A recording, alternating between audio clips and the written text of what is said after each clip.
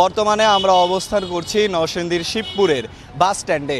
এটি নরসিংদী ৩ আসনের অন্তর্ভুক্ত। আমরা সকাল থেকে এখানে এসেছি এবং এই এলাকা পুরোটা আমরা ঘুরে দেখেছি। এলাকায় তেমনভাবে নির্বাচনের তেমন কোনো প্রচারণা প্রার্থীরা চালাচ্ছেন না। আপনাকে একটু জানিয়ে রাখতে চাই, এই এলাকায় কিন্তু জামাতে ইসলামী থেকে এবং হাত পাকা থেকে মনোনীত প্রার্থী দেওয়া হয়েছে। তবে এখন পর্যন্ত বিএনপি থেকে কিন্তু এখন পর্যন্ত তেমন কোনো মনোনীত প্রার্থী দেওয়া হয়নি। তবে এখানে প্রার্থীরা রয়েছেন, প্রত্যাশী প্রার্থীরা রয়েছেন ৩-৪ জন।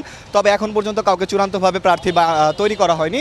তবে এলাকার মানুষদের সাথে আমরা কথা বলে যতটুকু জানতে পেরেছি, তারা চায় যেরকম প্রার্থী তা আসুক না কেন, এই এলাকার যে সবচেয়ে বড় সমস্যা মাদক এবং কিশোর গ্যাংয়ের মতো ভয়াবহ এলাকা যে সমস্যাগুলো রয়েছে সেগুলো যে দূর করতে পারবে এবং এলাকার রাস্তাঘাট থেকে শুরু করে অন্যান্য যে সকল অসুবিধাগুলো রয়েছে সেগুলো যারা দূর করতে পারবে তাকেই কিন্তু এলাকার মানুষরা আসলে নির্বাচনে ভোট দিয়ে জয়যুক্ত করবেন। এই মুহূর্তে আমার সঙ্গে স্থানীয় কিছু বাসিন্দা রয়েছে, তাদের কাছে জানতে চাই তারা নির্বাচন নিয়ে কী ভাবছে, আর নির্বাচন নিয়ে আপনার কী ভাবনা?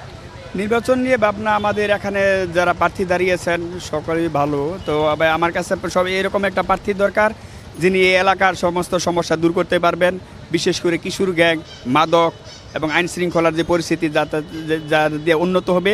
ভূমিকম্প সহনীয় মোস্ট ডিউরেবল দেশের প্রথম থার্মেক্স রড সালাম স্টিল। সালাম স্টিল বোঝে ডিউরেবিলিটি। সালাম স্টিল মোস্ট ডিউরেবল স্টিল। আমি চাই আগামী যে নির্বাচনটা যেন সুস্থ এবং সঠিকভাবে হয়, এতে যাতে কোনো কারচুপি না হয়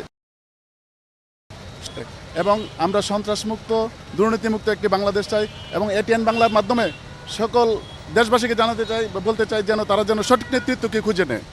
ফাদিয়া, যেমনটা শুনলেন, এলাকার নরসিংদীর মানুষরা কিন্তু আসলে চায় কিশোর গ্যাংয়ের যে সমস্যাটা রয়েছে এলাকার প্রধান সমস্যা সেটি যে দূর করতে পারবে তাকে কিন্তু তারা বেছে নেবে। ফাদিয়া, এই ছিল আমার কাছে নরসিংদী ৩ আসন থেকে সালাম স্টিল ভোটের গাড়ির সর্বশেষ।